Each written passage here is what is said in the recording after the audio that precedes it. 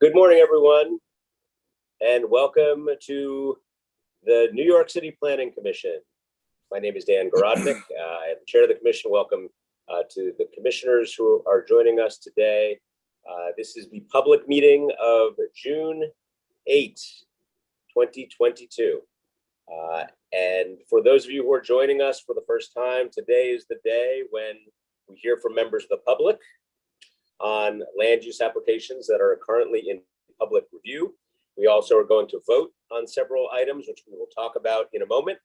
But before we do, I'm going to ask Ryan Singer, who is the Senior Director of Land Use and Commission Operations, to outline how one might go ahead and testify today at these various public hearings. So Ryan, go ahead. Certainly. So verbal testimony may be provided online or by calling in on your telephone. To access the hearing, just register through the upcoming meetings page of the NYC Engage portal. A link to join the hearing is on the landing page after you register, so don't close that landing page without first clicking on the link. If you are accessing the hearing via phone and wish to speak, you must first register through the dial-in participant hotline at the numbers listed on the screen. If one of the numbers is busy, please try another one. The meeting ID is 618-237-7396. Press pound to skip the participation ID, and the password is the numeral 1. The phone number is also posted on the upcoming meetings page of the NYC Engage portal. No matter how you're accessing the meeting, you must first register if you want to speak. Those accessing the meeting online will have the option to turn on their camera while giving testimony. When it is your turn to speak, you'll be notified and promoted to a panelist. This will allow you to unmute your microphone and grant you the ability to turn on your camera. Please listen closely for your name to be called. There will be a short period where it will appear that you're no longer in the meeting. Don't be alarmed, you should rejoin the meeting as a panelist. If you are accessing the hearing via phone, your name will be called from the list of registered speakers. Once your name has been called, you'll be given the temporary ability to unmute yourself. You do this by pressing *6 to unmute your phone. For those listening to the hearing through the online live stream who have not yet registered to speak but decide they wish to do so during the meeting, you must first register to speak through the upcoming meetings page on the NYC Engage portal. It's not possible to testify through the online live stream. For those accessing the hearing via phone who have not yet registered to speak but wish to do so, you must also first register to speak through the dial-in participant hotline that I described a moment ago. It's not possible to testify without first having registered. Speakers are limited to 3 minutes of testimony. There are a few exceptions to those 3 minutes. The elected officials are accorded the courtesy of jumping to the front of the queue and are not limited to 3 minutes. If consecutive translation services are being used, the time will be extended to 5 minutes. And if an applicant team with 3 or more speakers wishes to make a team presentation, the team will be generally allowed a total of 10 minutes. The chair will announce when the time limit is reached. Be mindful of potential background noise during your testimony. Make sure that if you're watching the proceedings via live stream, that the live stream is muted when you're testifying, otherwise you'll hear an echo. If you wish to submit written testimony, it should be submitted to the Department of City Planning. The mailing and email address is found on the website planning.nyc.gov. Lastly, please note that this remote public hearing is being recorded. Great. Thank you very much, Ryan. And again, welcome to all of you to today's public meeting. Before we call the roll, I will note that today we're going to vote on projects that will include nearly 500 homes spread out over 3 separate proposals in Queens, as well as an HPD proposal in Hell's Kitchen to create over 100 affordable homes, open space, and new offices for the MTA close to Central Park. And I just want to take a moment to talk about that HPD proposal just for a second. This, of course, is the project known as the thereto. And this is an important example of how we can build affordable homes, create access for more and better jobs to healthy spaces, and do that one development at a time here. These developments, these apartments at the thereto will offer permanent and stable places to live for people at a range of incomes, for those who need them. On-site services for those living with HIV and AIDS will be available. And I will note, of the approximately 5,000 homes built in the centrally located Hell's Kitchen neighborhood since 2014, fewer than 500 are reserved for those who earn the least among us. So this project will help to balance the scale toward increased equity. I want to thank Community Board 4 in particular for their passionate input and for their work to help shape the building. And I will note that, reflecting the board's thoughtful input, the CPC is modifying language to make it even more explicit that these zoning approvals are limited to the MTA site that is at issue here today, and the DEP site, which is also under review. I also want to thank the Department of Housing Preservation and Development, which is the city's housing agency, for bringing us a thorough proposal, one that will bring deeply affordable homes to near the heart of Midtown Manhattan, and of course, also one that creates new workspace for the state's Metropolitan Transportation Authority workers. So I will certainly be voting yes, and I encourage the commission to do the same. Our public hearings for today will begin in Soundview in the Bronx with an application by a religious institution for over 160 affordable homes, most of them for seniors, and a new church, your Soundview and Pugsley Creek Parks. In Astoria, Queens, the public is invited to testify on Hallett's North, which is a significant proposal on the Hallett's Peninsula to create 1,400 homes, 350 of them affordable, and an acre of public waterfront green space at a site along the East River near Astoria Park.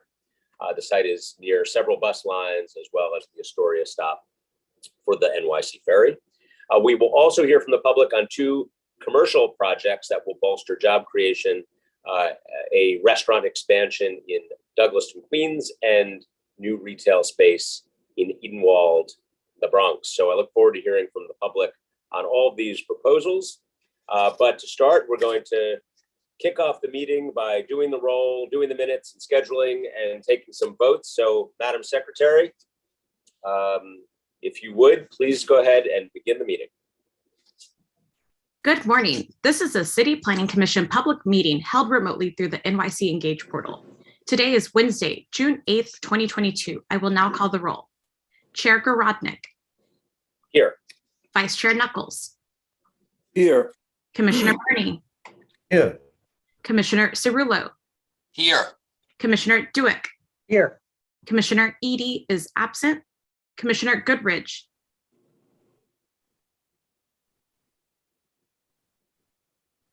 Here. Sorry, I was muted. Commissioner Levin. Here. Commissioner Marin. Here. Commissioner Ortiz. Here. Commissioner Ramprashad. Here. A quorum is present. The first item is the approval of the minutes of the public meeting of Wednesday, May 25th, 2022.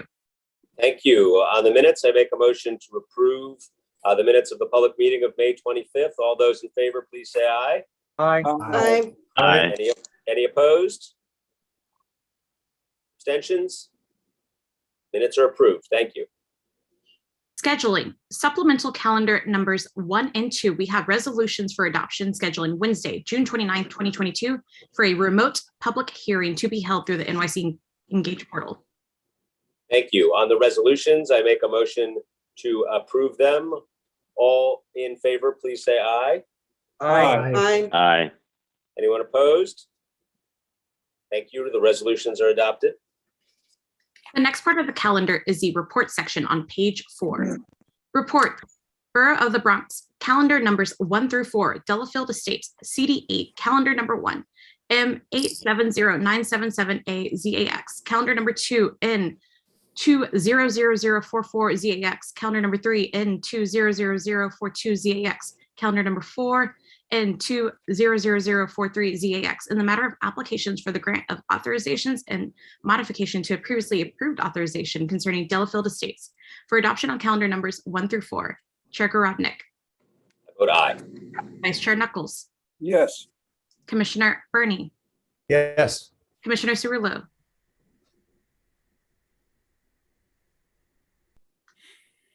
Commissioner Cerullo, I'm sorry. Yes. Commissioner Duick, Yes. Commissioner Goodrich, Yes. Commissioner Levin, Yes. Commissioner Marin, Yes. Commissioner Ortiz, Yes. Commissioner Ramprashad. Yes. Calendar numbers 1 through 4 have been adopted. Borough of Brooklyn, calendar number 5, 41 Summit Street, CD6, C200317ZMK, in the matter of an application for zoning map amendment concerning 41 Summit Street. For favorable report on calendar number 5, Chair Garodnick, Aye. Vice Chair Knuckles, Yes. Commissioner Burney, Yes. Commissioner Cerullo, Yes. Commissioner Duick, Yes. Commissioner Goodrich, Yes. Commissioner Levin, Yes. Commissioner Marin, Yes. Commissioner Ortiz, Yes. Commissioner Ramprashad. Yes. Favorable report has been adopted on calendar number 5. Borough of Brooklyn, calendar number 6, CB17 office space, 350 Clarkson Avenue, CD17 N 220298PXK, and the matter of an application for a notice of intent to acquire office space concerning CB17 office space, 350 Clarkson Avenue. For a favorable report on calendar number 6, Chair Garodnick, Aye. Vice Chair Knuckles, Yes. Commissioner Burney, Yes. Commissioner Cerullo, Yes. Commissioner Duick, Yes. Commissioner Goodrich, Yes. Commissioner Levin, Yes. Commissioner Marin, Yes. Commissioner Ortiz, Yes. Commissioner Ramprashad. Yes. Favorable report has been adopted on calendar number 6.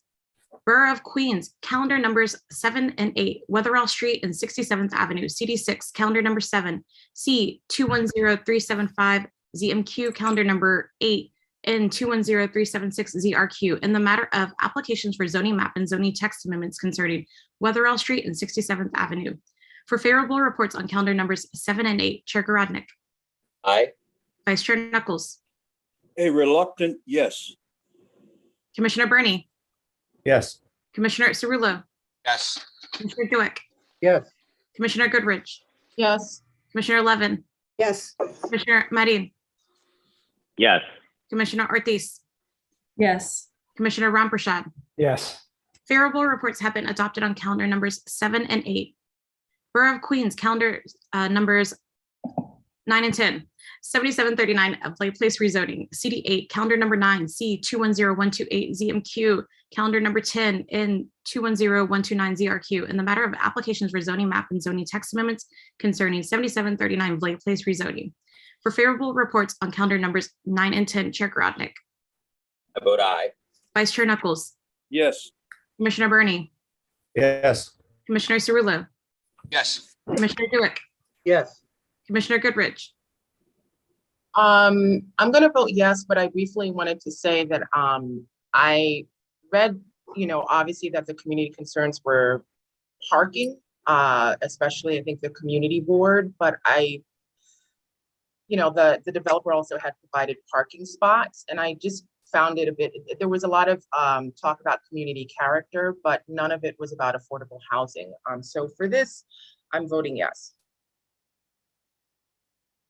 Commissioner Levin, Yes. Commissioner Marin, Yes. Commissioner Ortiz, Yes. Commissioner Ramprashad. No. Favorable reports have been adopted on calendar numbers 9 and 10. Borough of Queens, calendar numbers 11 and 12, 11th Street and 34th Avenue rezoning. CD1, calendar number 11, C210234ZMQ, calendar number 12, and 210235ZRQ, and the matter of applications for zoning map and zoning text amendments concerning 11th Street and 34th Avenue rezoning. For favorable reports on calendar numbers 11 and 12, Chair Garodnick, I vote aye. Vice Chair Knuckles, Yes. Commissioner Burney, Yes. Commissioner Cerullo, Yes. Commissioner Duick, Yes. Commissioner Goodrich, Sorry, I'm abstaining. I actually completely missed this one, so I'm abstaining. Sorry. Commissioner Levin, Yes. Commissioner Marin, Yes. Commissioner Ortiz, Yes. Commissioner Ramprashad. Recused. Favorable reports have been adopted on calendar numbers 11 and 12. Citywide, calendar number 13, proposed commission resolution concerning use of video conferencing to conduct commission meetings is laid over.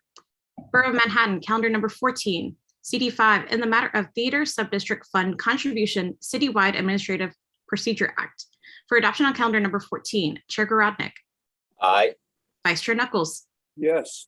Commissioner Burney, Yes. Commissioner Cerullo, Yes. Commissioner Dueck, Yes. Commissioner Goodrich,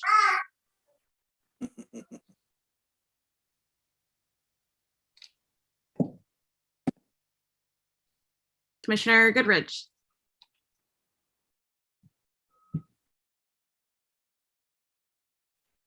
Yes. Let's circle. Yes. Wait, which one is this? I'm so sorry. calendar number 14, Theater Subdistrict Fund Contribution, Kappa. Yes, sorry. Commissioner Levin, I'm voting yes here, but I do hope that the administration takes to heart the recommendations from the borough president and the two community boards that we take another swing at the underlying basis for calculating the fee here. I think there is much more we could be doing to support the fund. I vote yes. Commissioner Marin, Yes. Commissioner Ortiz, Yes. Commissioner Ramprashad. Yes. Calendar number 14 has been adopted. Borough of Manhattan, calendar numbers 15 through 20. The Lirio MTA site 806 9th Avenue, CD4. Calendar number 15, C220220ZMM. Calendar number 16, N220219 ZRM. Calendar number 17, C220221ZSM has been withdrawn. Calendar number 18, C220221A ZSM. Calendar number 19, C220222 PPM. Calendar number 20, C220223 PQM. And the matter of an applications for zoning map and zoning text amendments, special permit, acquisition, and disposition of city-owned property concerning the Lirio, MTA site 806 9th Avenue. For favorable reports on calendar numbers 15, 18, 19, 20, and a favorable report as modified on calendar number 16, Chair Garodnick, Aye. Vice Chair Knuckles, Yes. Commissioner Burney, Yes. Commissioner Cerullo, I'm going to say yes, but I also want to commend you on how quickly you read through all of those numbers. Amazing, without even skipping a beat. So yes. Commissioner Dueck, Yes. Commissioner Goodrich,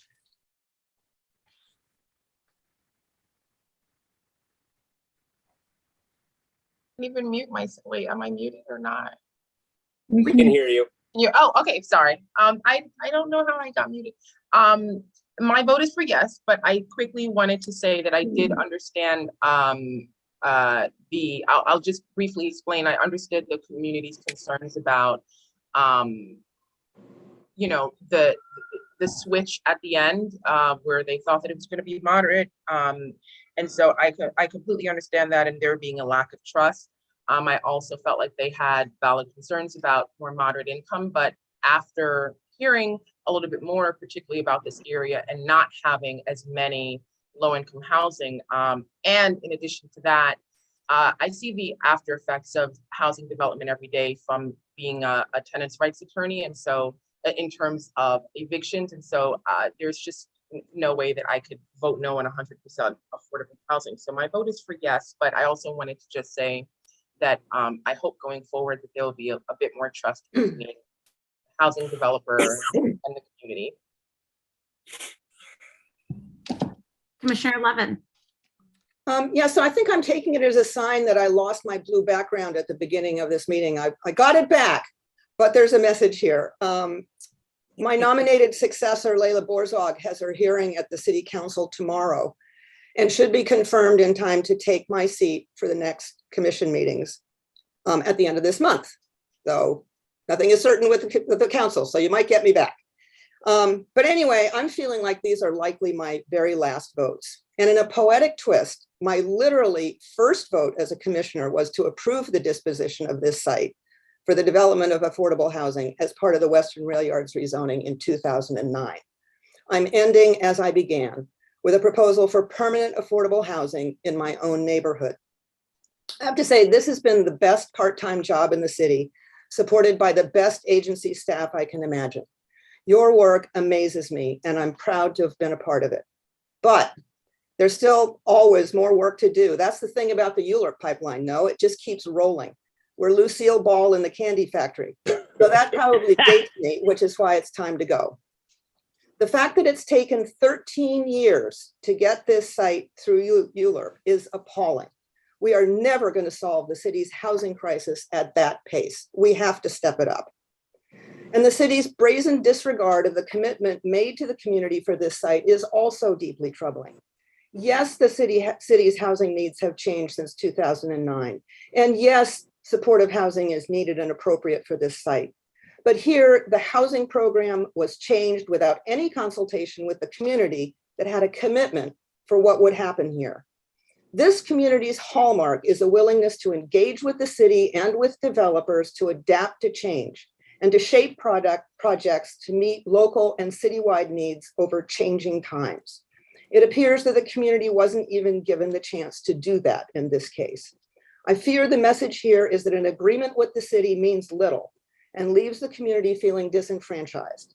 And that's not good for the future of ULURP. Turning to the land use aspects of this project, the zoning actions that are before us, I find those less problematic. In response to, as has been noted, in response to comments from the community board and the borough president, we're modifying the text amendment to emphasize that the available bulk waivers are available only for this site and the DEP site. The proposal still has some flaws, but I'm confident that those can be addressed as the ULURP process continues. When it comes to a choice between a less than perfect proposal for permanent affordable housing and leaving this site vacant for another 13 years, I'll take the housing and leave it to the council to address the flaws. Maybe politics can fix what planning can't. I vote yes. Commissioner Marin, yes, Commissioner Ortiz. Like, my fellow commissioner, I also have concerns about this proposal. There's a reason why the community board and the borough president voted against this, and the unanimity in opposition to this proposal, I think, is really important for us to take into consideration.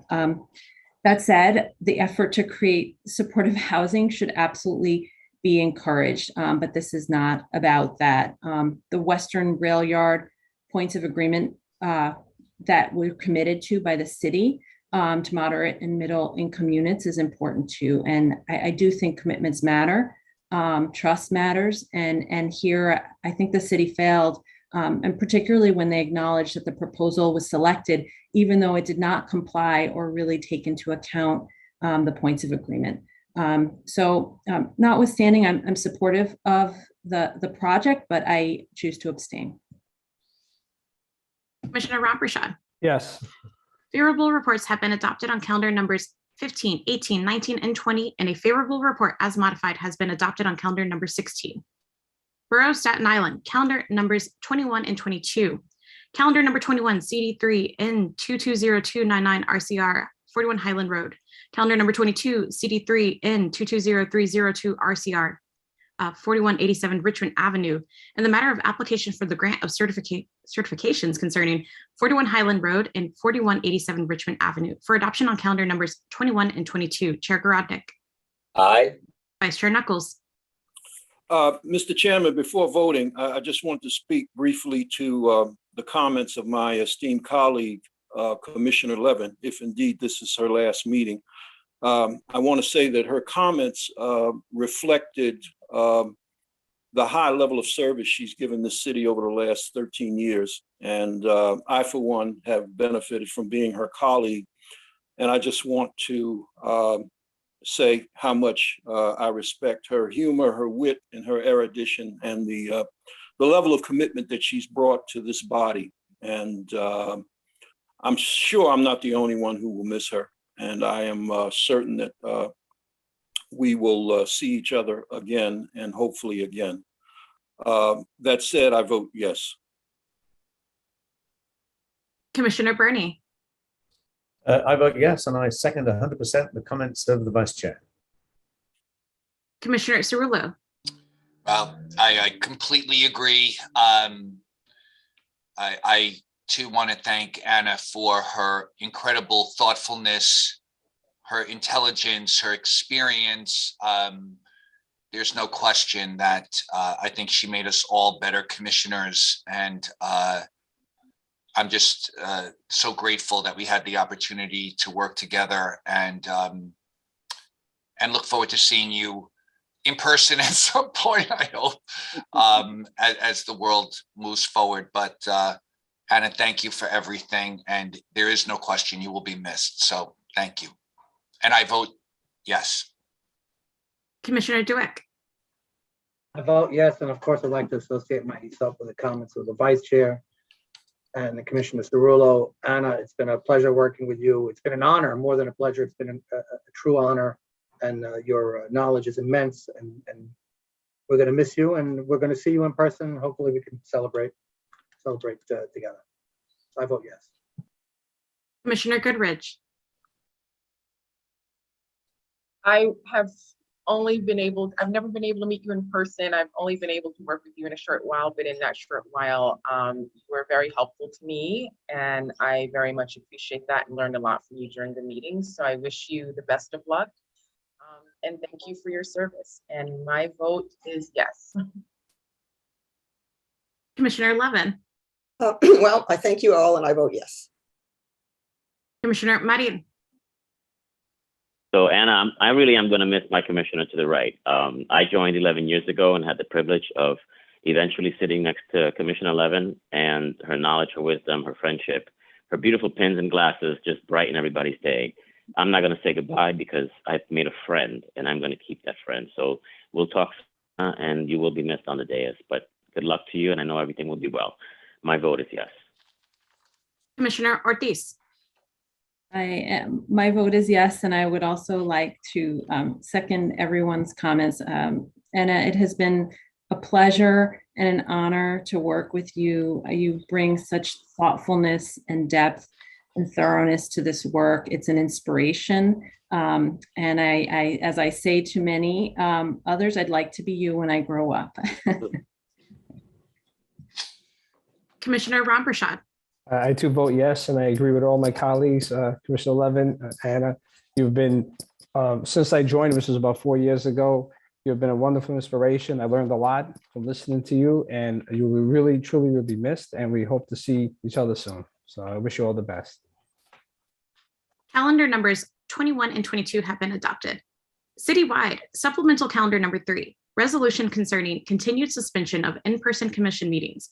In the matter of a resolution to authorize the City Planning Commission to suspend in-person meetings as authorized by in accordance with Section 103A3 of the New York State Open Meetings Law. For adoption on supplemental calendar number 3, Chair Gorodnick. Aye. Vice Chair Knuckles. Yes. Commissioner Burney. Yes. Commissioner Cerullo. Yes. Commissioner Dweck. Yes. Commissioner Goodrich. Sorry, the vote is to approve being in person, or For continued remote meetings. okay, yes, thank you. Commissioner Levin. Yes. Commissioner Marin. Yes. Commissioner Ortiz. Yes. Commissioner Ramprashad. Yes. Supplemental calendar number 3 has been adopted. The next part of the calendar is the public hearing section on page 9. Great. Thank you, Madam Secretary, for running through that. And before we go in, I wanted to just say a word about Commissioner Levin, because, we don't know when this moment will happen. So as you pointed out correctly, Commissioner, votes sometimes proceed, sometimes they don't, but we do want to mark this moment and recognize you for your incredible service to this commission. You and I crossed over here only for a very brief time, but I have been a longtime admirer of yours. We have crossed paths in my past life, and I know that we will again. Your dedication, your conscientiousness, your willingness to engage in and to explore the depths of each of these applications is it's an inspiration to all of us. And we all want to take a page out of your book when it comes to thoroughness and completeness as it relates to our service here. So I just want to let you know that we are going to be calling on you frequently. We will miss you, but I hope that you will not be far as we proceed with the important work of this commission. So thank you for all of your time and all of your years of service here. Thank you for that. So with that, let us proceed to the next part of our agenda, which is, as the calendar officer noted, the public hearing section. And we ask those who are testifying to limit their remarks to 3 minutes, after which time you will be muted. I will note that we have a team presentation to start, but I'm going to ask the calendar officer to call the first item. Borough of the Bronx, calendar numbers 23 and 24, 1810 Randall Avenue rezoning, CD9. Calendar number 23, C220203ZMX. Calendar number 24, N220204 ZRX. Public hearing in the matter of applications for a zoning map and zoning text amendments concerning 1810 Randall Avenue rezoning. Great, thank you very much. So we have a team presentation which includes Joshua Rhinesmith, Steve Vlaovic, Leon Hovsepian, and Geraldine Diaz. And I'm going to ask them as soon as they are ready to take the stage here and proceed to introduce this item. So thank you very much, Madam Secretary. Thank you, and good morning, Chair Grodnick and commissioners. My name is Josh Rhinesmith from Ackerman LLP, and I am land use counsel for the co-applicants, the Casa de la Fe House of Faith, which is the owner of the subject site, and Vertical Community Development, the church's development partner. I am joined here this morning by Steve Vlaovic from Wolfgang Architects, who is the project architect, as well as Leon Hovsepian from Vertical Community Development and Geraldine Diaz from Casa de la Fe. We are here today to present the proposed rezoning of the property known as 1810 Randall Avenue, which will facilitate the redevelopment of the subject site with a new mixed-use building containing a modern house of worship for Casa de la Fe and much needed affordable housing for seniors in Community District 9. Next slide, please. The project site is comprised of 3 tax lots that encompass the entire block front on the south side of Randall Avenue between Taylor Avenue and Beach Avenue. The site is located just west of the major intersection of Randall Avenue and Soundview Avenue in the Soundview neighborhood of the Bronx. Both of Randall and Soundview are wide streets, with Soundview being 100 feet wide. The project site is a rectangular zoning lot with 200 feet of frontage on Randall Avenue and 100 feet on each of Taylor and Beach Avenues. The site is currently split between R5 and R4A zoning districts, and is also located within a C12 commercial overlay that runs along Randall and also portions of Soundview Avenue in the area. There are 6 and 7 story buildings located 2 blocks to the west of the site in the NYCHA Soundview Houses development, as well as a number of high density developments that are located just outside of the 600-foot radius map that you see on your screen. I would also note that the project site has access to a number of bus lines in the area, which include a bus stop for the BX27 line that is located directly in front of the site. Next slide, please. The project site is currently improved with 2 existing buildings, one of which is occupied by the Casa de la Fe Church, and the other containing 4 local retail storefronts, one of which is vacant. The unimproved portion of the site is currently used as an open parking lot. Casa de la Fe has a significant presence in this community, but the existing building is a rundown former theater that lacks the accessory classroom, office, kitchen, and meeting spaces that are typically found in connection with houses of worship. And as a result, their ability to provide the types of outward-facing program that the church desires is significantly impacted. Next slide, please. The applicant team has been engaging with the local community and community board for over 3 years. and has paid special consideration to Community Board 9's statement of needs in terms of developing the programming for this proposed project. Chief among these is the community district's rising population of low-income seniors and what the community board sees as a lack of support services for this population. Next slide, please. So the proposed project will entail an 8-story mixed-use residential and community facility building. It will have approximately 87,000 square feet of residential floor area and will include 167 senior affordable and supportive dwelling units, which we anticipate would be financed through HPD's SARA program. In addition, there would be approximately a little under 15,000 square feet of space for a new and improved church and community programming use. We believe that the church design and ground floor level glazing will activate the local street level activity much more so than currently. Next slide, please. So in order to facilitate the proposed affordable housing and church development project, we're requesting 2 land use actions.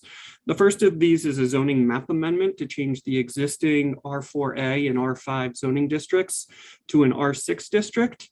In addition, in the map amendment, we'll be reducing the depth of the commercial overlay from 150 feet as it's currently mapped to 100 feet and be more conterminous with the project site. The second action includes a zoning text amendment to designate the project site as a mandatory inclusionary housing area. The R6 zoning district will facilitate the development of a moderate density that will create much needed affordable housing and a new improved church along the intersection of these 2 wide streets. Next slide, please. And at this time, I'm going to turn over the presentation to Steve Vlalovich of Off-Gang Architects to discuss the site planning design for the project. Thank you, Joshua. Hopefully you can all hear me. We can. Okay, great. Good morning.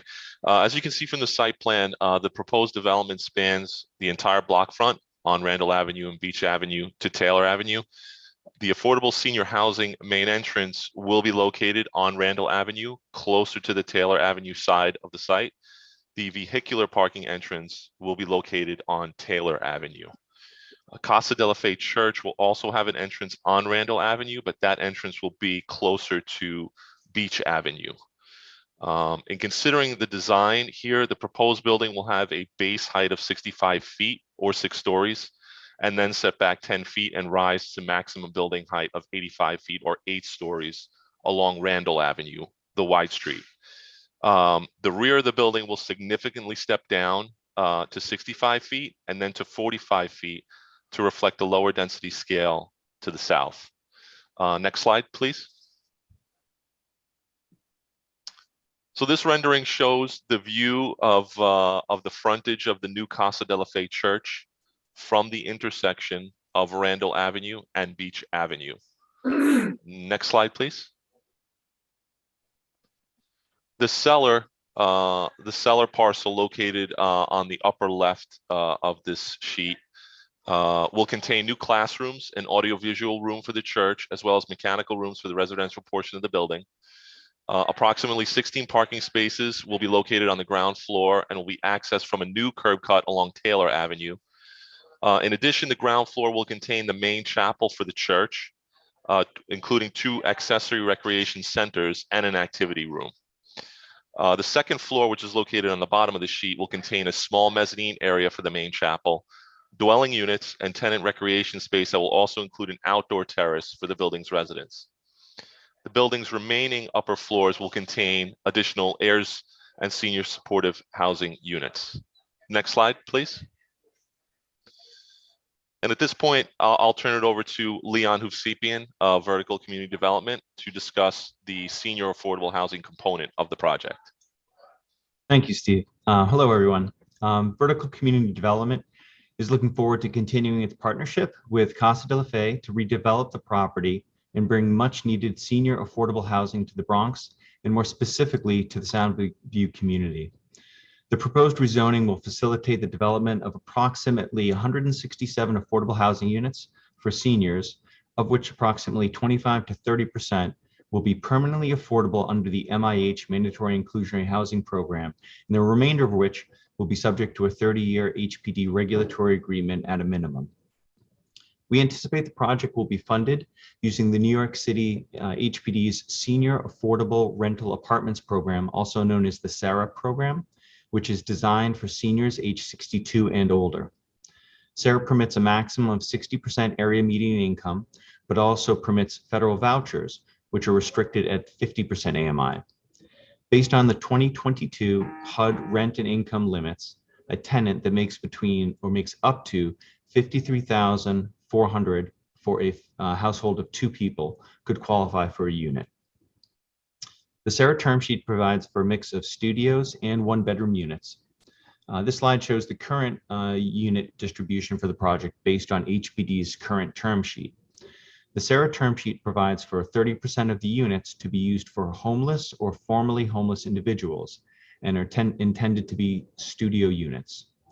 We heard the commissioner's concerns on Monday's review session regarding the current marketability of studios as heirs, and the project was designed to maximize the number of these senior affordable housing units, given the significant and documented demand for senior affordable housing within the Bronx Community District 9.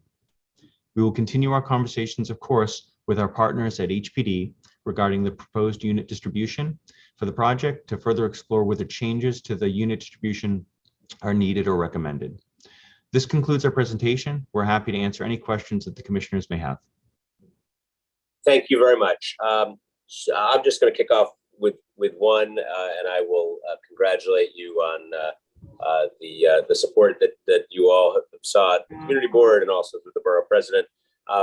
Just to say for a moment a little bit more about the heirs regulatory agreement and how that relates to the permanent units under MIH and the regulatory agreement under heirs, and how long that lasts for, just for the benefit of those who are listening. Yeah, so this is Josh Ryan-Smith again. I'll speak to the MIH restrictive declaration. So in connection with the development process, an application would be filed at HPD, and units would be designated as MIH units to satisfy the mandatory inclusionary requirement and obtain the permit notice from HPD that's needed to pull the permit at the Department of Buildings.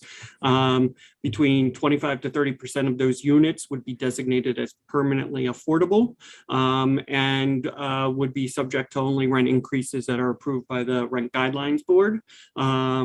The remaining units would be subject to a separate regulatory agreement that is executed with HPD in connection with the project's financing under what we assume will be the SARA program. And those units will have a term of 30 years. But typically, and maybe Leon can speak a little bit more to this, but the term of that regulatory agreement is 30 years, but it's typical that those types of agreements then get extended. That's correct, Josh. Just to add on to that, it's a minimum of 30 years. Just for background, I used to work at HPD for 7 years, so I'm very familiar with the programs. So it's a minimum of 30 years. It's the longer of the funding or the tax exemption. And frequently the tax exemption is either going to be an Article 11 or more likely in this case a 420C, which can go 60 years. So I think there's a high likelihood that it'll be a 60-year regulatory agreement for all the other units that are not permanent. Great. Thank you very much. Let me go to Vice Chair Knuckles. Thank you, Chair. Could either of you gentlemen just explain the restriction to one bedroom and studio apartments throughout the complex? So the SARA term sheet requires that the apartments be a mix of 1 and 2 bedrooms. When we were designing the project, we were trying to be responsive to the significant demand of affordable homes in this area, and looking at the distribution of studios in ones. This is going to, however, be an ongoing conversation with our partners with the city as we move from the concept design phase to a more detailed design phase regarding, actually financing the project and moving towards a closing. So you're saying that it's possible that there would be 2-bedroom apartments ultimately? I'm sorry to interrupt. Under the current term sheet, the Sarah term sheet is to be a mix of studios and ones. And so in order to qualify under the term sheet for the financing, we would not have studios. But it's possible that term sheet could change in the future. So yeah, we wouldn't have 2 bedrooms, but it's really studios and ones. And that's really the highest need for senior units. So there wouldn't be any 2 bedrooms. It would be just studios and 1 bedrooms. And that's really based on the financing, the history of leasing these units, really based on needs for seniors, which tend to have smaller households, and making sure all the financing works. So this would be really done in conjunction with the agencies to make sure that the whole package works. So it's a very involved process back and forth with HPD and HDC. Okay, thank you. Thank you. Commissioner Goodrich. I just have a quick question about, and this, yes, it's particular to this project, but I just was wondering when, a structure is built that's near in a hurricane zone, is there anything in particular about the way that it's built that could, make it a bit safer and less vulnerable? Because it is, I think, in the Soundview region, that's probably the most vulnerable part of the Bronx, when Hurricane Sandy and other hurricanes hit. And it's just for my own, it sounds great. I'll probably, obviously vote for it, but I just wanted to know for myself, if there's something that goes into when building developments and they're in a zone that's been previously vulnerable to hurricanes. Yeah, so I'll start to respond to this question and then maybe ask Steve Vlavich to chime in. So a couple of things. First, if we are within the flood zone, we will be required to comply with Appendix G of the building code regarding ensuring that the building habitable space as well as mechanical systems are elevated. In addition, the SARA program requires that we have an on-site generator because we do have a more vulnerable population. And so the program requires that we have the ability to maintain services to the building in the event of a situation such as a hurricane. Thank you. Yep. Thank you, Commissioner Goodrich. And thank you to the applicant team. I don't see any further questions for you. So we appreciate your time this morning. And I will note that I do not see any members of the public wishing to testify on this item.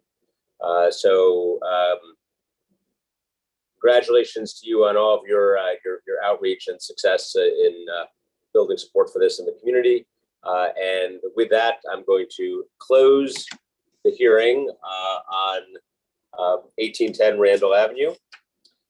And I'm going to ask the calendar officer to call the next item on the list. Borough of the Bronx, calendar number 25, 1959 String Avenue, CD12 C220171ZMX, public hearing in the matter of an application for zoning map amendment concerning 1959 String Avenue. Great. Thank you very much. For the applicant, we've got Eric Palatnik and Stephen Gambino. So Mr. Palatnik, I believe you're going to kick it off here. And if so, you have 3 minutes.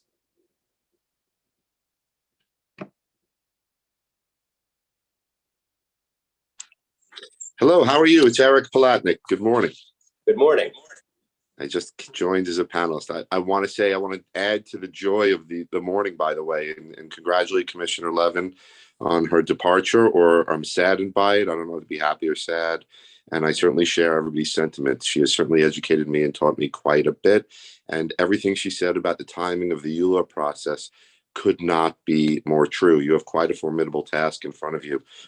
She's right. It can take 4 or 5 years sometimes. So thank you, Commissioner Levin, for trying your best all the time. It's shown right through, even in moments when we did not agree. So thank you for your service. This application, I'll be very brief. It's a very straightforward, simple application for a rezoning on Strang Avenue in the Bronx. And the request is to extend an existing commercial district, a C2-3 overlay, from the shopping center that you see at the bottom of your screen to the site that you see that labeled site. And the site is a former diner. It's been there for decades, since the 40s, and it still stands now, but it's not open.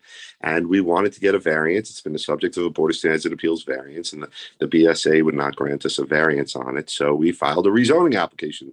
And to Commissioner Levin's point, we did that 4 years ago. Full community support, the support of the borough president, the support of the councilman. There's everybody supporting this. So if you can go right now and click forward a few pages, I'll show you what we're doing. But the basic gist of it is we are asking permission to build an approximately 5,000 square foot retail store that will have about 3,600 square feet retail store that'll have parking in the back, and it'll have a Bank of America. So I'd be happy to 12 accessory parking spaces in the rear. If you can click forward a few slides, please. And keep going. If you, for the sake of speed, if you just go right to where the pictures start. And keep going, there's some street pictures. There you go. This is the site right now. And as you can see, the diner is right there. Like I said, it's been there since the 40s. We're going to knock that down. And if you can skip forward all the way to the end, I'll show you what the building is going to look like. And as a matter of fact, go right to the last slide. I think that tells it the story the best.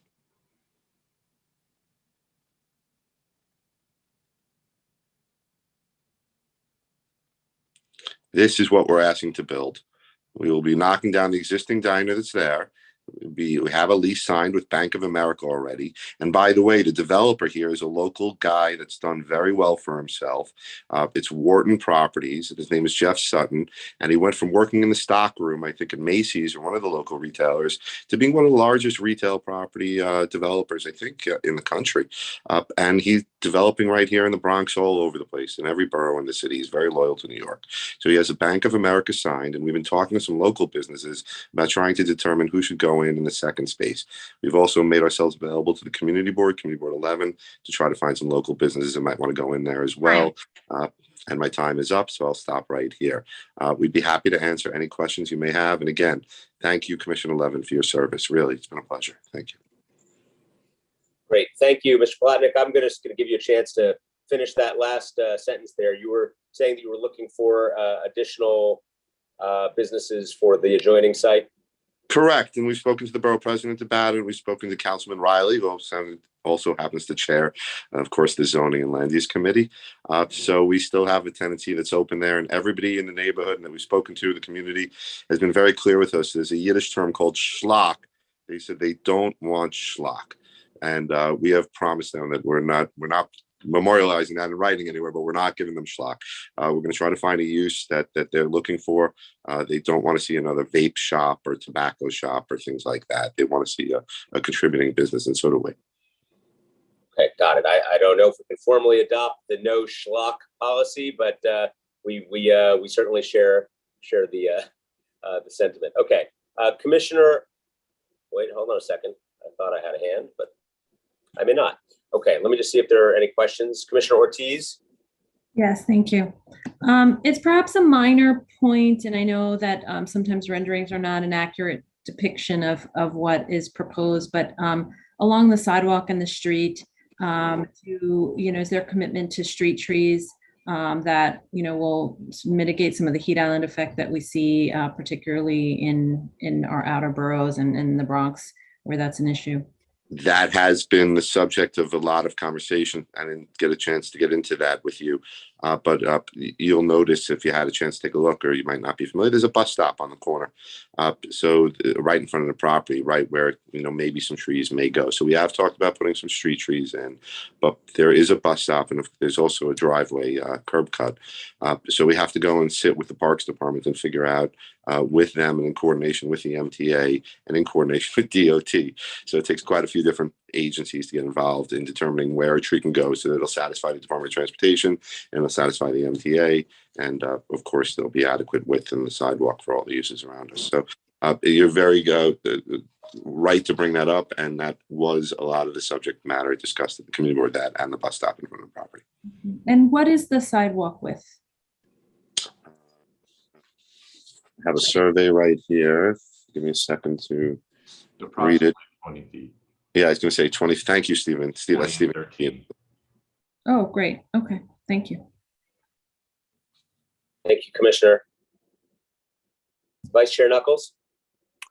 No, just an observation, Chair. As I said when it was certified, I live in Community Board 12. I know this site very well. It's been dormant since I guess I was a young man, which was, Not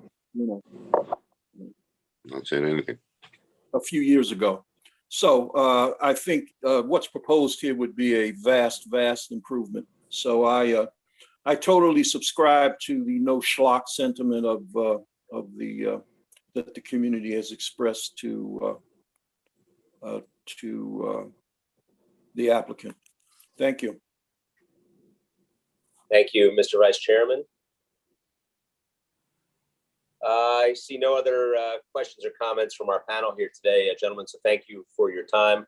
I also see no members of the public wishing to testify, so I am going to close the hearing on 1959 Strang Avenue. We're going to continue with our business of the day and move on to the next item on our calendar. Madam Secretary. Borough of Queens, calendar number 26. 23106 Northern Boulevard Commercial Overlay, CD 11 C210394 ZMQ, public hearing in the matter of an application for zoning map amendment concerning 23106 Northern Boulevard Commercial Overlay. Great, thank you very much. We have, on behalf of the applicant, we have Frank St. Jacques, Josh Rhinesmith, and Kenneth Chang. As soon as you all are ready, you can begin your presentation. We also have a couple of members of the public wishing to testify on this item today when you are done. So as soon as you're ready, go right ahead. Thank you. Good morning, Chair Grodnick and commissioners. Next slide, please. I'm Frank St. Jacques with Ackerman LLP. We are land use counsel on the zoning map amendment application to establish a C22 commercial overlay within the existing R12 district on a portion of Northern Boulevard in Queens Community District 11. As you noted, I'm joined by my colleague, Josh Rhinesmith, as well as Kenneth Chang from Mizumi Restaurant, who's the applicant. The proposed overlay would allow commercial use subject to the use, bulk, and parking regulations in the zoning resolution, and it would facilitate the enlargement of the existing Mizumi Restaurant, a family-owned multi-generational small business. Next slide, please. The proposed rezoning area is outlined in yellow here and was zoned R12 in 1961. However, there are only commercial uses within the rezoning area.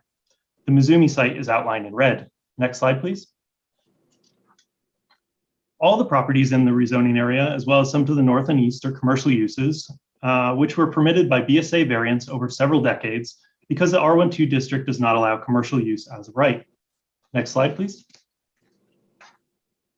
There's been restaurant use at the site since around 1976 by BSA variance, and the portion of the site where the Mizumi Restaurant enlargement would occur was formerly a gas station that was permitted by BSA variance that is now been demolished and vacant.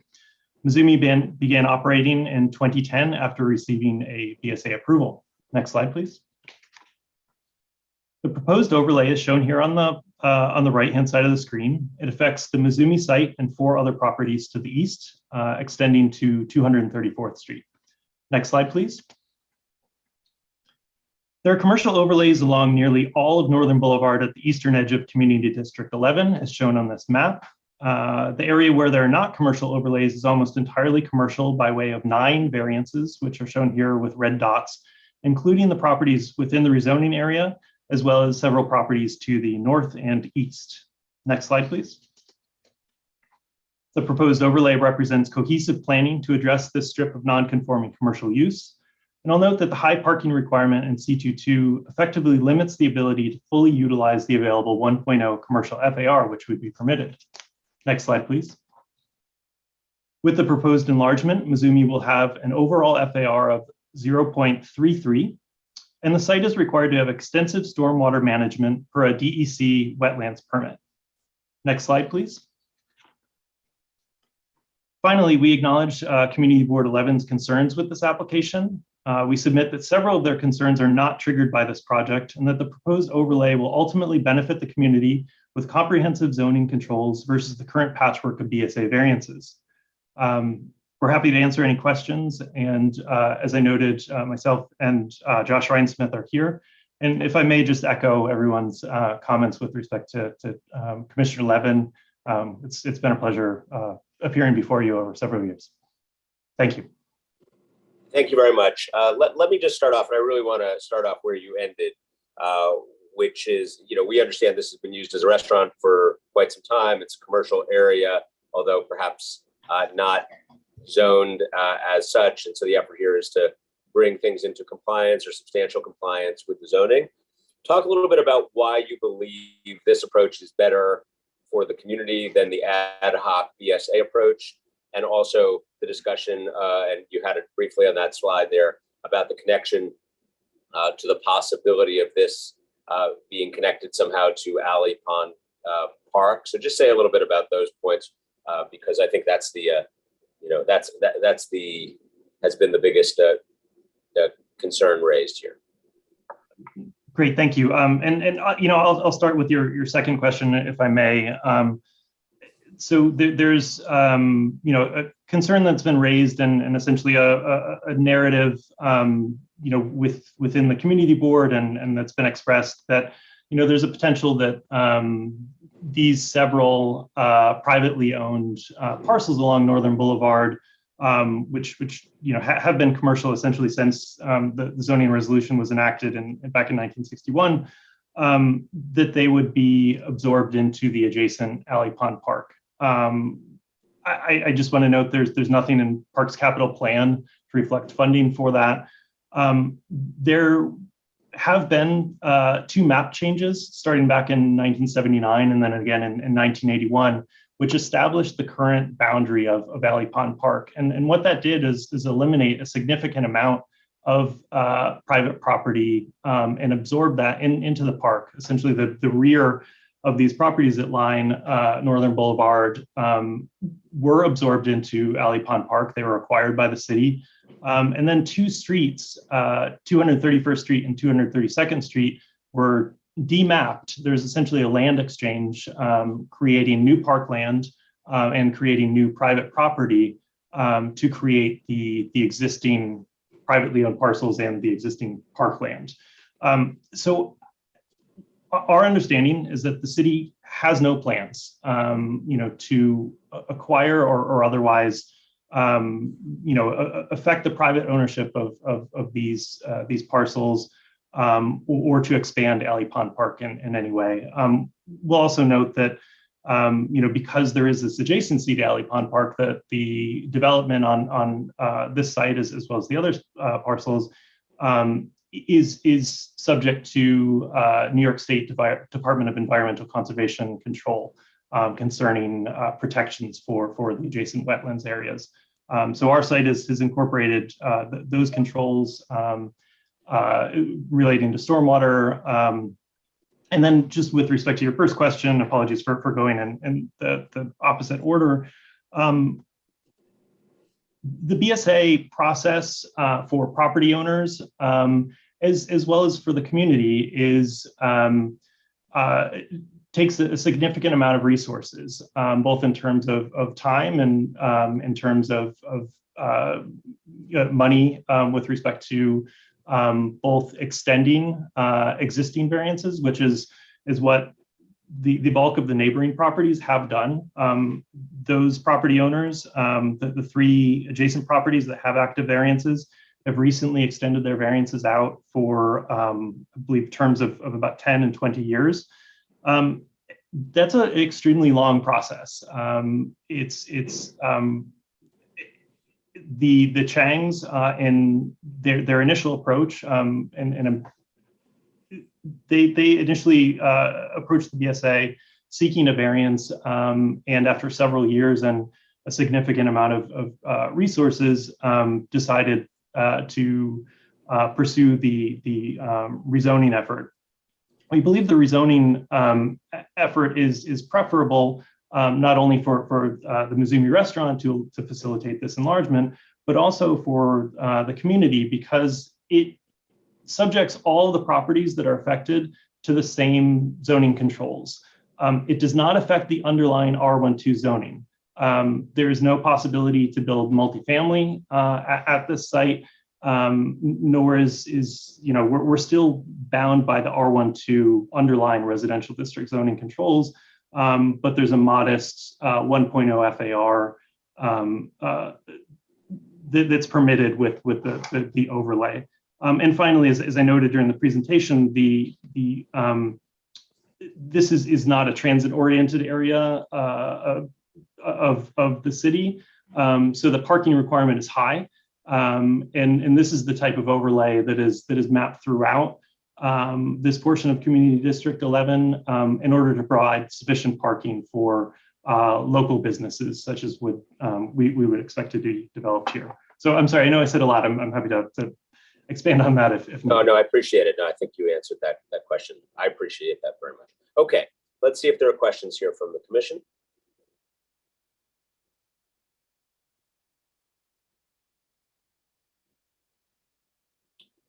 Okay, seeing none, thank you. Oh, wait, hold on. Let me make sure. Yeah, seeing none, thank you for your presentation. We're going to go next to two members of the public. One who I believe is speaking against the application and one who I believe is speaking in favor. So we're going to hear from them now. So thank you. First up will be Henry ULURP, to be followed by Adam Rothkrug. Mr. ULURP is no longer in the Zoom. Okay, then I have misspoken. The person who was teed up to speak against is no longer there. So we may have a final word from Mr. Rothkrug.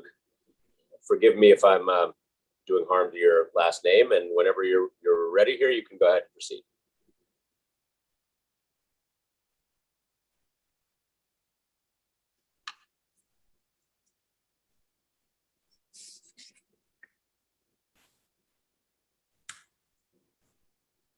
Sorry, am I unmuted now? We hear you. Thank you. Thank you. I was congratulating you on my first appearance since you took over at the commission, as well as my regards to Commissioner Levin. Thank you. My name's Adam Rothkrug. I'm an attorney and I represent the owners of the 4 non-Mizumi properties that are included in the rezoning area. There are actually 2 owners that own the 4 properties. They include a car wash, auto repair facilities, and an auto sales facility, all of which, and 1 vacant parcel that currently has no legal commercial status because the commercial use was abandoned. In 2018, we were consulted with respect to the vacant property, and we advised our client, based on having observed Mizumi's experience at the Board of Standards and Appeals, that we didn't believe the board would grant the variance application. We contacted City Planning to discuss a potential rezoning, and also contacted Douglaston Civic Association, and that's when we found out that Mizumi had already started down the rezoning process, so that we have been following their application and in touch with them over the course. We support the rezoning, and we do not believe that zoning through variances is a valid planning concept. It's beyond dispute that the current R1 zoning is not appropriate for this stretch of Northern Boulevard. And I personally think that the current zoning would most likely not even withstand a legal challenge based on constitutionality. While my clients would be satisfied with a C1 overlay, we understand and support Mizumi's request for the C2 overlay as being appropriate.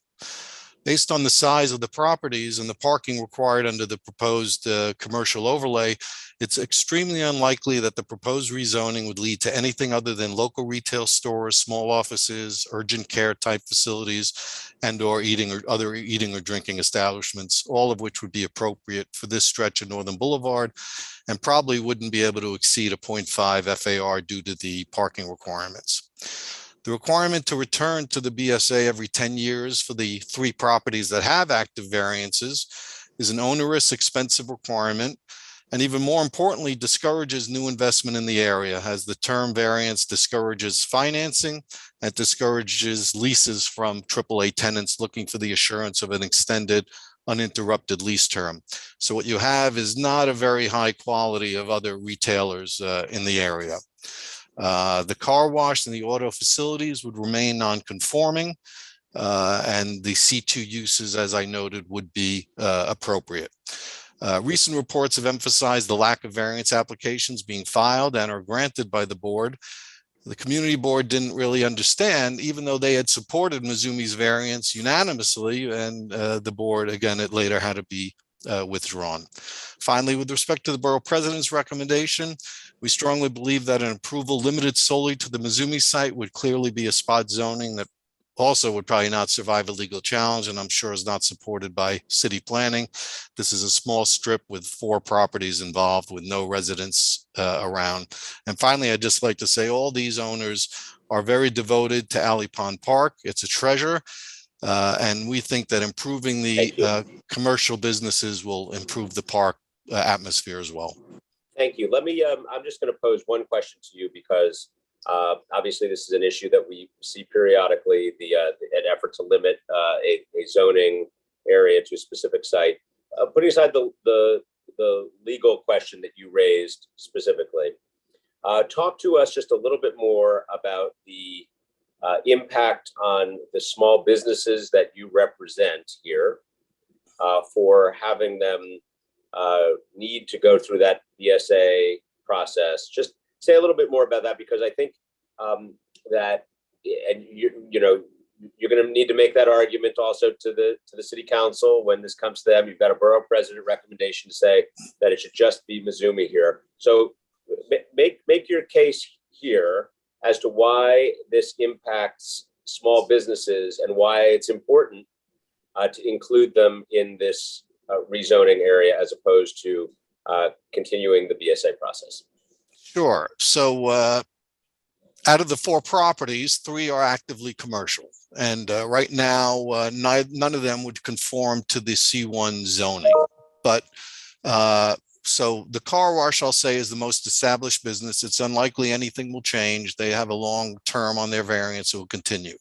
The auto-related uses, there's an auto sales establishment and a small service shop. Those buildings are not in the greatest shape. They have not been substantially improved because there's just no impetus to do that. And as I said, in my experience, having a term variance when you go for financing is problematic. Banks don't like it, especially with a zoning board that has been difficult to even sometimes get renewals through. They're no longer a guaranteed thing. But most importantly is the one vacant property. That has lost, that's a former gasoline station that had a variance. It then became a religious institution briefly, but it has currently lost its status to do anything but have 1 or 2 family dwellings, which I think we'd all agree is not feasible. So again, we discouraged them from seeking a variance because we had no certainty that it would be approved, and you would spend 3 or 4 years, just like Mizumi did, on a site that, if I look at the Mizumi site, I would say that there's no reason that should not have been entitled to a variance. So what is this owner left to do? The borough president's recommendation was each owner can file independently to extend the commercial zoning, which really doesn't make sense. The city has always, in my experience with city planning, has always strongly opposed a spot zoning. Here, we're not really extending any commercial zone. You just be again, placing a small square of commercial on this vacant property. So For the long-term investment and development of a property, again, this owner with a vacant property, he can't go out and attract a tenant to something that is 3 or 4 years down the road. With a rezoning, he'll have the option to go to the market and see who's willing to rent here. And as I said, you're probably looking at a urgent care center, a small restaurant, or a retail store. Nothing that is going to disrupt this community. There are no houses nearby. This is Northern Boulevard. And so we strongly believe that our properties should be included, and that overall down the road, you're going to look at improved retail development along this stretch, which is an entry to Douglaston. Great, thank you very much. Let me see if there are questions here or comments from the commission.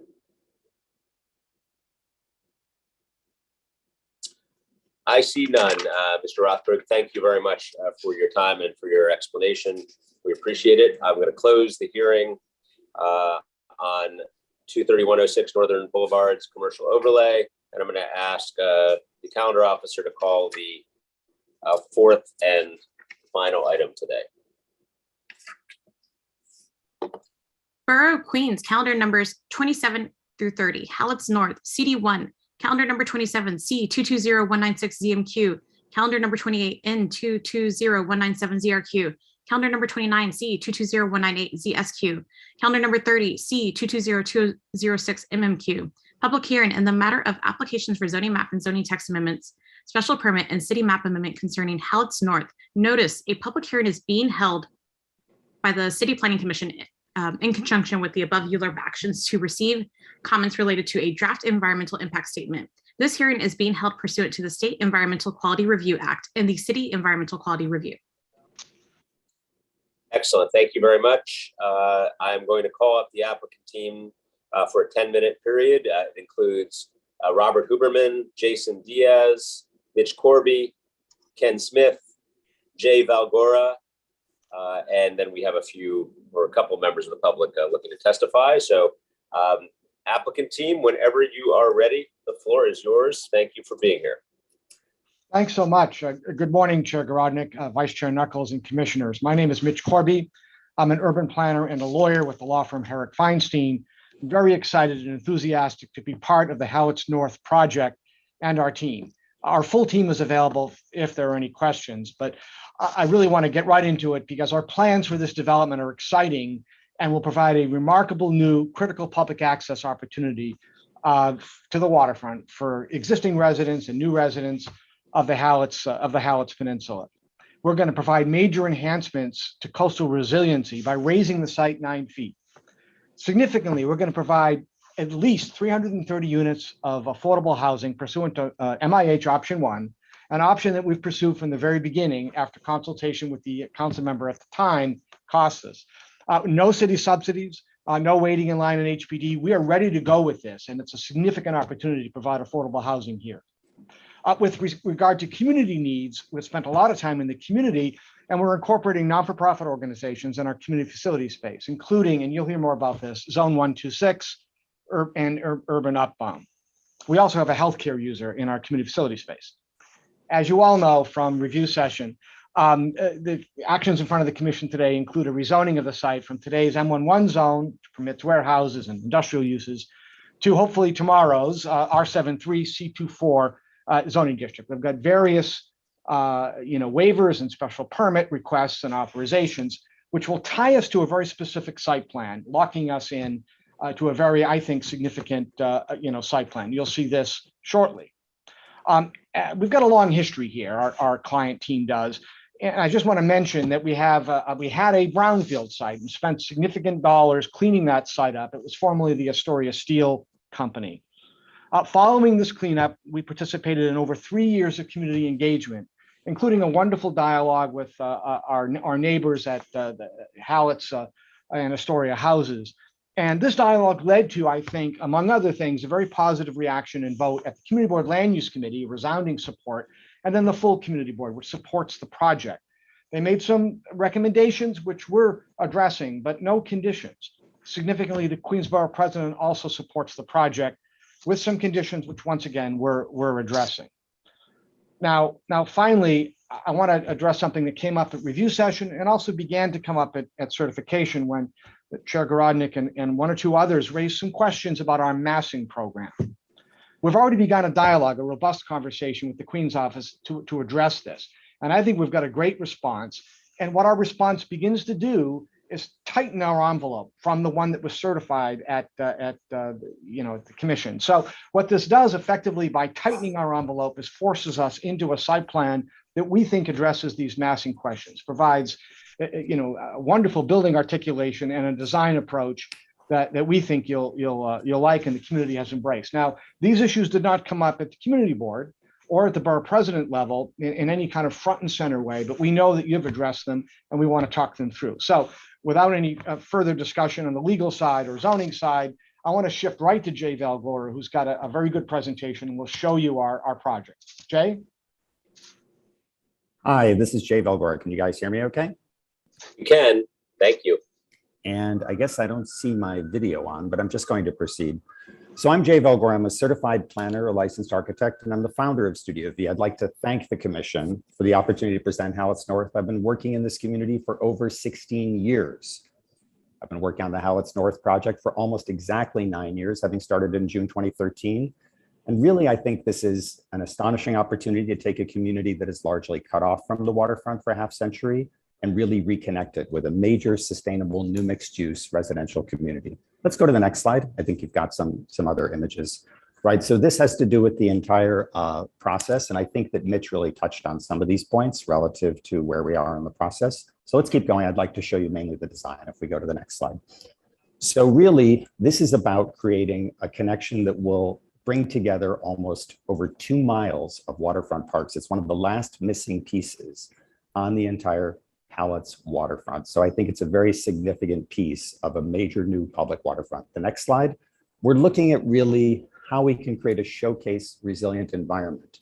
Our firm has worked on 27 projects on the New York City waterfront. We're proud that we do a major focus on resiliency. And for Howlett's North, we think we have an opportunity here to do something that could actually be at the forefront of what's happening with resiliency. We're looking at significant elevation well above what's required, even by the city, to take into account future climate change. We're looking at incorporating rain gardens that actually will absorb stormwater like a sponge and make connections to the surrounding area, and bioswales. And I'm the only practicing architect in New York that was actually appointed by the council and the former mayor to the city's Waterfront Management Advisory Board. And we worked pro bono on that. So we really like to showcase this as one of the most significant resilient communities. Let's go to the next one. Now, in terms of the massing, access to the waterfront is the key, and we're going to show you major connections to the waterfront in order to make it more rich, more detailed. But we also worked closely with city planning on the original massing for about a year prior to certification. And we proposed massing that's commensurate with all the other waterfront developments on the Howlett's Peninsula. It's the same zoning, the same overall approach to height, density as all those projects. But the question was raised post-certification. So let's take a closer look at the massing, because perhaps there's more that we could do. The next slide. So we're looking to do some significant reductions to the envelope because the buildings have been worked out to such a close, precise amount. And even though the community board supported the current proposal, the borough president supported the current proposal, we could modify the massing to make it tighter. The commission is very familiar with the term the sweater, which allows room for the development, but we could kind of tighten the sweater, if you will, to make reductions. And you can see here the towers in both their lower and their upper portions. This is something we just discussed with staff. We could tighten it up to make them more slender, to reduce their footprints. And this is challenging at this point, but I think it's something we could offer and commit to. And it's really in the double digits. These are very significant reductions. Next slide. So this starts to show how that reduction in the sweater could create a more slender envelope that will make the buildings more articulate. And we can add this in various ways to our restricted declaration and work that out with staff if you would wish. Next, I'll show you a sequence that kind of shows the articulation of the mass, where we move to highly articulate buildings with more complex massing. If you go to the next, and we'll just cycle through these relatively quickly, you can see how we start to make them more slender, keep going, how we add a series of different components, openings, porches, articulations, vertical elements, stripes, keep going. A whole series of different setbacks and components as we develop it, keep going. Where finally we conclude this with a whole series of gardens, terraces, so that really I'd like to create one of the most articulate buildings and have it meet the street in a very rich way. I'll show you that in a moment. Keep going. These show the entrance kind of the gateway to the neighborhood, where really we want to mark the riparian kind of feel of the waterfront, even from the beginning with this elevated retail porch and setback and plaza. Next. And then this shows the articulation of the buildings, where we create a highly articulated base, where we also start to play with elevation and raise the whole street. Next slide. We continue down and we've widened 3rd Street. It's mapped at only 50 feet, but we've made it 60, 65 feet wide, in some cases over 70 as it slopes in to create these stoop gardens, greater green areas, benches, seating. Next. And we've continued to articulate the buildings at the base so that we create a rich environment that really accentuates this important and very green upland connection. Next slide. This shows those kind of gardens and stoop gardens where it opens up towards the waterfront with these riparian plantings done by Ken Smith, who will be answering questions later. Next. And this shows the articulations of that, including the minimum widths for the turnaround for the fire department, which we've directly worked with Captain Malloy in order to make that the minimum so that we optimize the walkable pedestrian areas. Next.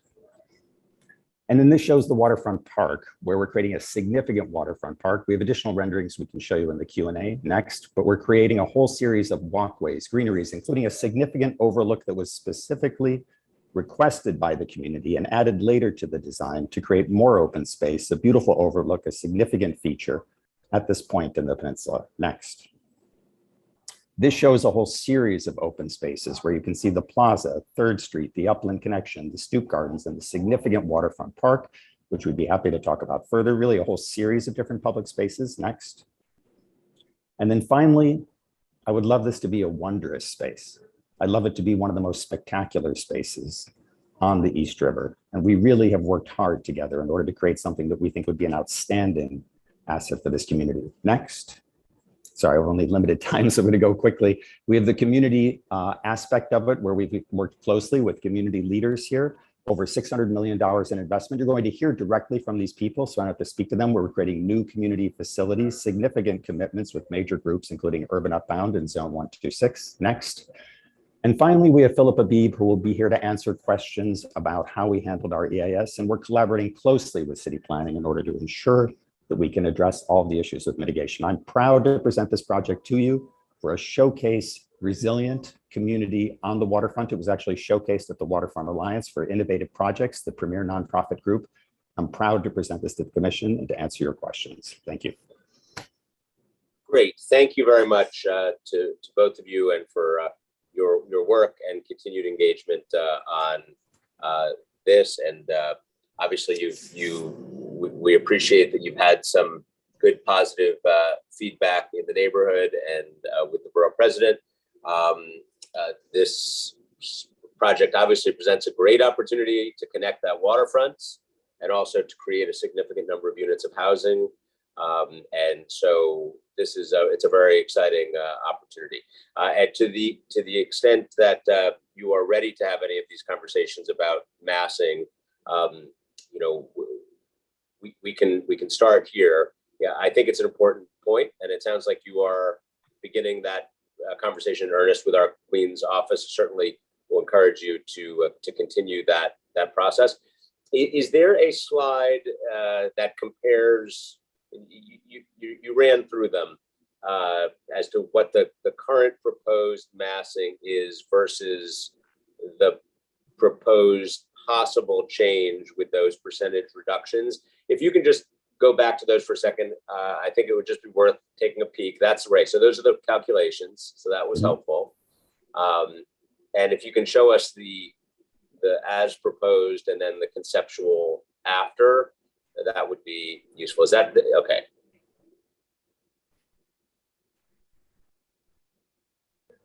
So these series of slides show some of the ways we, could approach that. And it shows how we could shrink the buildings down within the envelope. We could do more slender footprints for the buildings. The buildings have kind of a lower base portion and an upper base portion. So we could show the different footprints for those. And there's a series of ways we could create articulations and so forth in order to make the buildings appear more slender. Can I interrupt for 1 second, just so I understand this slide? As the max ULURP envelope, this is, and correct me if I'm wrong, I don't believe this is the proposal with the various site constraints through the waivers and things like that, right? This is the max. This would be a max ULURP envelope, but this is not the massing that is currently proposed, or is this the massing that is currently proposed? The overall kind of orange color, if you will, shows the maximum envelope. And then the volumes on the interior show a way in which we could reduce the envelopes of the tower in order to make it fit within there. So I believe, and this came up fairly late in the day, Mr. Chair, so we could, there are various ways that we've been told by staff that we could look at doing restrictive declarations or other elements to further tighten the sweater or restrict it. And that's what we're proposing to do. So we'd have to come up with, a mechanism to do that. But what we're showing with these reductions is something that we feel we could commit to since this question was raised. Okay, can you go to those next slides too on the what I think you called the articulations and porches and things like that? Okay, so this is other design elements which are currently not part of the plan, but things that you feel that you could include that would help to address the concerns that we are raising. Is that right? Yes, that is exactly correct. Okay, got it. Okay, well, we appreciate your pursuing this. I do want you to talk to the Queen's office in greater depth about it, and look forward to seeing what you and they come up with. So thank you for that. Okay, let me see if there are questions from the commission.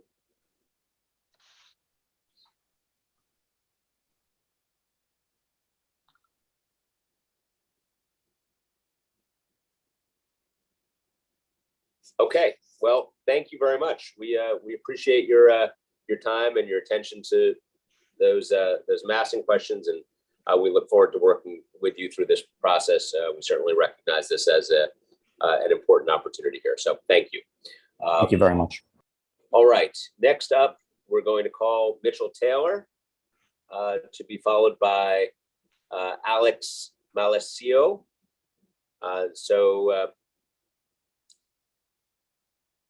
Whenever you're ready,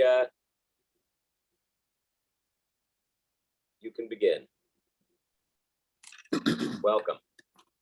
Welcome, morning chair and commissioners on today. I'm Bishop Mitchell Taylor. I am speaking on behalf of the project, in favor of the project. And I wanted to read a letter on behalf of Overseer Bobby Moore from the Astoria Baptist Church, because he couldn't stay for the meeting. But he said, "Good morning, City Planning Commission. Thank you for allowing me to speak today. I am Reverend Bobby Moore, the overseer of the Astoria Baptist Church, located 3117 21st Street in Long Island City. And I'd like to express my unwavering support for the Hallis North project. The Hallis team has been in communication with local clergy and community members for the past few years and have made efforts to keep us engaged and informed on this project. Beyond the new affordable housing and job opportunities, this project will offer a new community space for Urban Upbound and Zone 126, two organizations who have done incredible work in our community over the past 15 years. I trust that this partnership will bring valuable resources to the residents of Astoria who need it most, and allow these organizations to continue supporting the community at large. Urban Upbound has incubated several businesses in Astoria already, and the business innovation space truly sets this apart from other projects in the area. Zone 126, a cradle to career nonprofit that is aiding hundreds and hundreds of Astoria children, will fit nicely into this particular project. I have faith that this will aid in the creation of many more small businesses fueled by local aspiring entrepreneurs. I support Hallis North and ask you to do the same. Thank you. Respectfully, Reverend Bobby Moore, Astoria Baptist Church. I'm Bishop Mitchell Taylor, the pastor of the Center of Hope International, and also the CEO of Urban Upbound. And I was reading that letter on behalf of Reverend Bobby Moore. Thank you so much, commissioners. Great. Thank you, Bishop Taylor. Nice to have you with us. Thank you, Chair. All right. Next up, we have Alex Malesio, to be followed by Claudia Koger.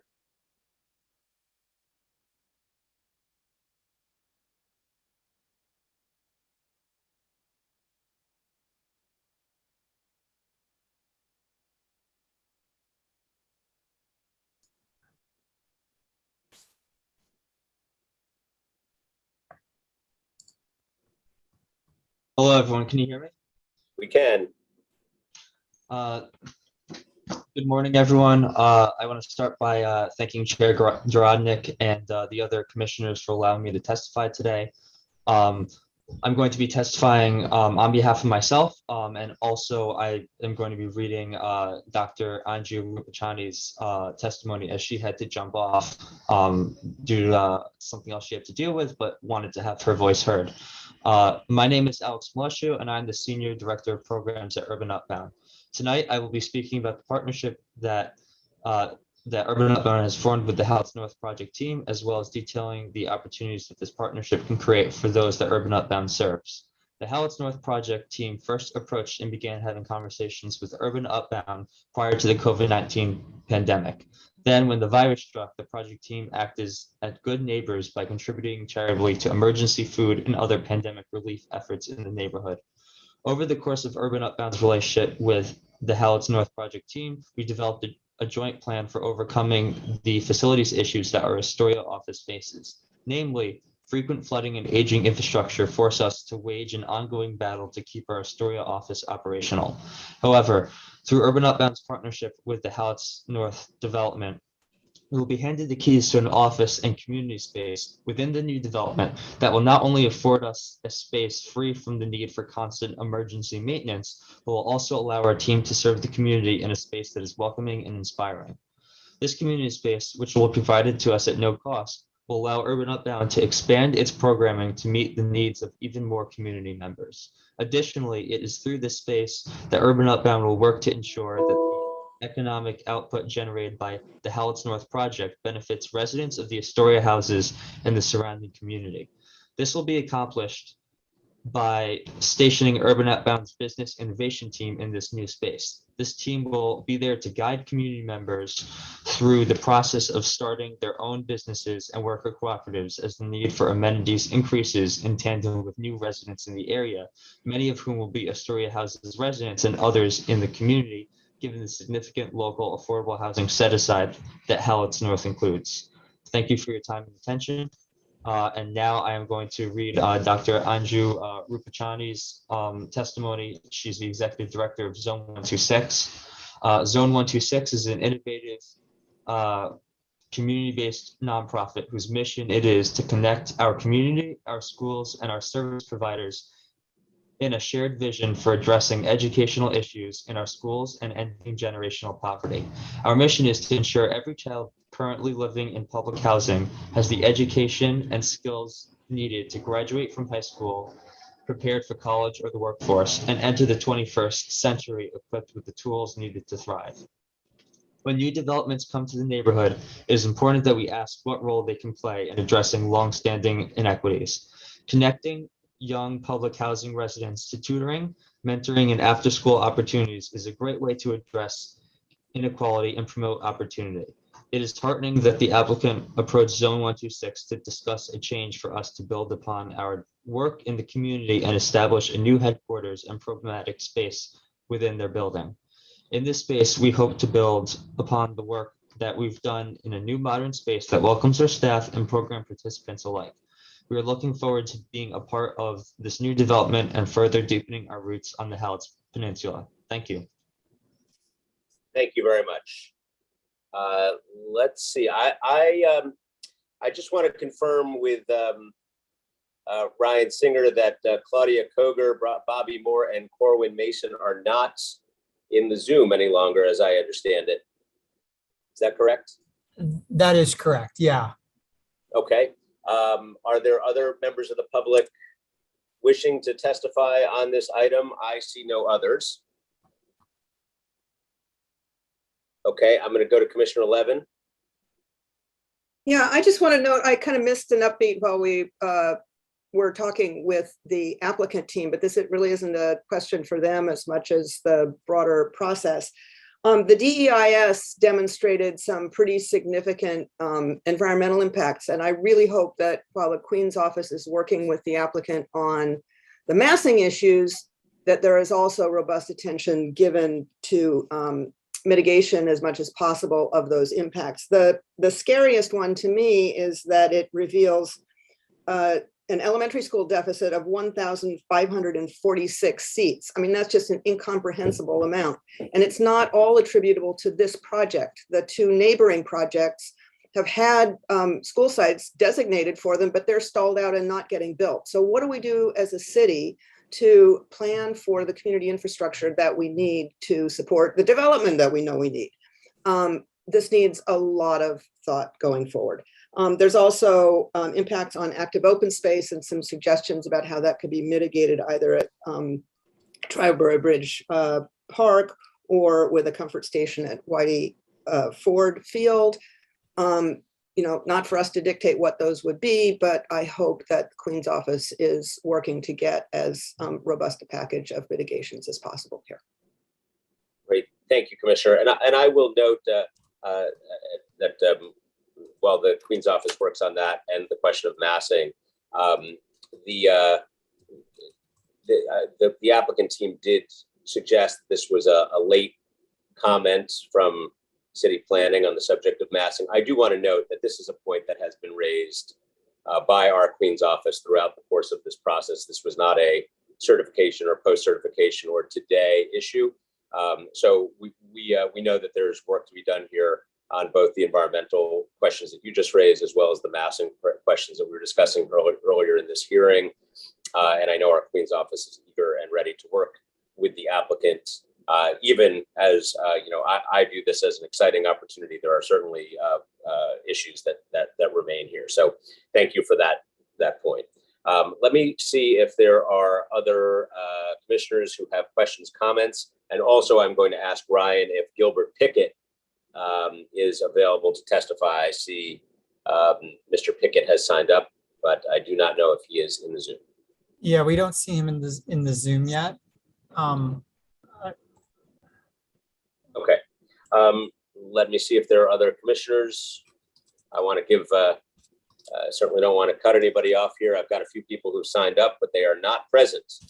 So we do not want them to feel like we are cutting them out, but we also are only going to give them 20 or 30 more seconds here to show up.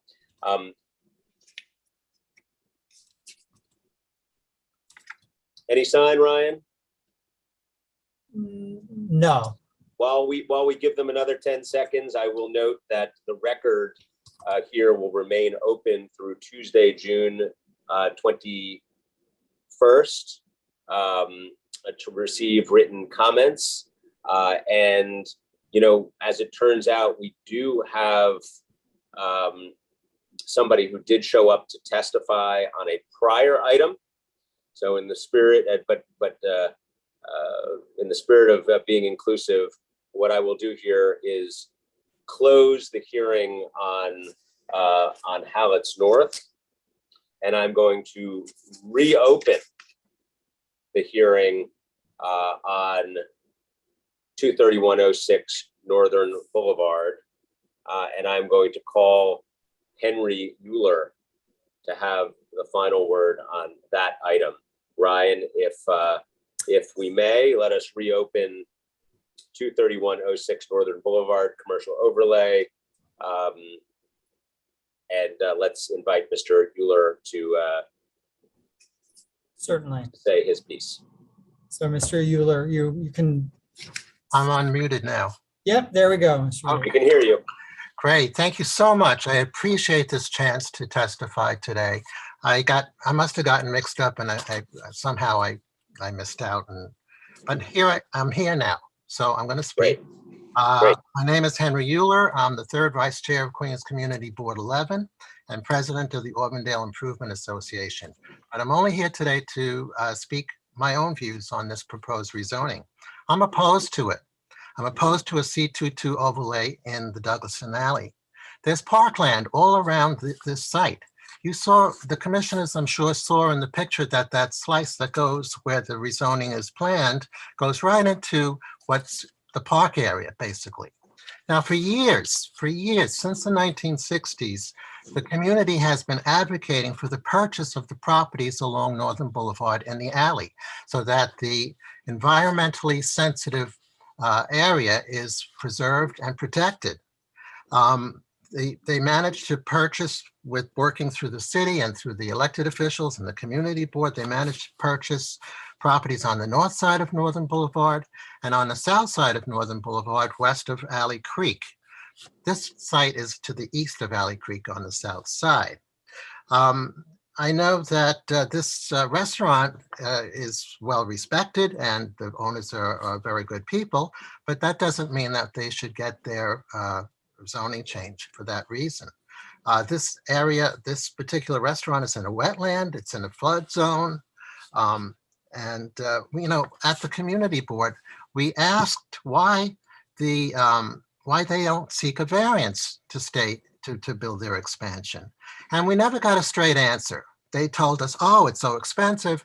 It's very difficult to get a variance. And, you know, on and on and on went the excuses, but no specific reason. So that's why the community board voted totally against the rezoning. 40 people voted no. And 4 people, I believe, abstained, which counts as no votes. So people are interested in having some control over this site, and the best way to do it is to continue the variance process while the community works on getting these sites bought over by the city and returned to parkland.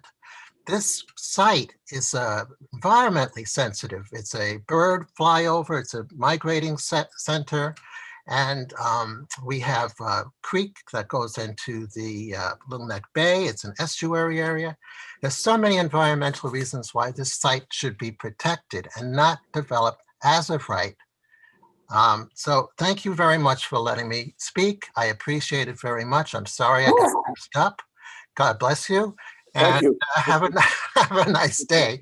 And congratulations to Commissioner Levin. Bye-bye. Thank you, Mr. Euler. We appreciate it, and do not worry about it. We're glad you were here to share your views. And we're glad it all worked out. So with that, I am going to close the hearing on 23106 Northern Boulevard's commercial overlay again. Note again that the record will remain open on that final item that we had heard on Hallett's North through June 21 for written comments on the DEIS. And before we close today, we have some special guest who has some words on behalf of the Department of City Planning, and I'm going to call up Edith Suchen. Edith, thank you. Welcome. Thanks, Ann Garodnik. I wanted to join the chorus earlier, the chorus that was heaping thanks and praise to Commissioner Levin. I'm sorry I had tech issues then, but allow me to be the coda today. On behalf of the entire team at the Department of City Planning, I want to extend our deep gratitude and respect to you for your incredible tenure on the City Planning Commission. Earlier, you described the job on the CPC as the best part-time job in the city, but to us, you hardly seemed part-time. It always looked like you were working double time and overtime. There was no project too big or too small for your attention. We appreciated you readily shared your take, your convictions, your humor, and super importantly, your probing questions on planning, on policies and projects throughout the city. We could always count on you for your engagement. We'd see you not only several times a month at CPC meetings and hearings, but we also saw you at public info sessions and community town halls. You were really everywhere. When it came to planning, you were everywhere. I've been an extra lucky DCPer, as have many of my colleagues in the Manhattan office in particular, because we got to work with you well before these past 13 years. Also when you were chair at Manhattan Community Board 4. I hope we keep our streak going and that we get to see you, I hope, at CPC testifying. I know you care. We all know you care so deeply, and the city is so much better for it. On behalf of everyone at the department, really thank you. It's been such an honor and a real pleasure to work with you. Well, thank you, Edith. Those are wonderful remarks. I'm glad you took us back to where you and I first crossed paths, which is trying to solve problems on the west side of Manhattan. And I'm glad you're still in there pitching, trying to to solve them. And, you know, I have to say to everyone, after all of these nice remarks, look what's going to happen. You know, I'll still be with you in 4 weeks. So anyway, but glad to going to go off quietly, but I'm very happy to have everyone's good thoughts. Thank you very much, Edith. Commissioner Levin, thank you. We'll let that be the final word. Although, if you're back in 2 weeks, we'll do it all over again. It's no, okay. we're not doing it again. We're done. We're done. I picked my vote. Wonderful. With that, I'm going to ask Madam Secretary, is there any further business before the commission today? No, Chair Garodnick, there is no other business before the commission, but I do have some public information. For those of you who are unable to or did not wish to testify, you can submit written testimony online by selecting this hearing on the upcoming meetings page of the NYC Engage portal, through DCP's website, or by mailing your comments to City Planning Commission, Calendar Information Office, 120 Broadway, 31st floor, New York, New York, 10271. Thank you very much. With appreciation to the staff of the Department of City Planning for all of their hard work, to the applicants who came before us today for their interest in investing in New York City, and of course, the members of the public who took time out of their day to testify, and of course, the commissioners of the City Planning Commission, with particular shout out to Anna Levin. Thank you all for your time today. And with that, this remotely held meeting is adjourned. Thank you. Thank you. Thank you. The time is 11:51 a.m.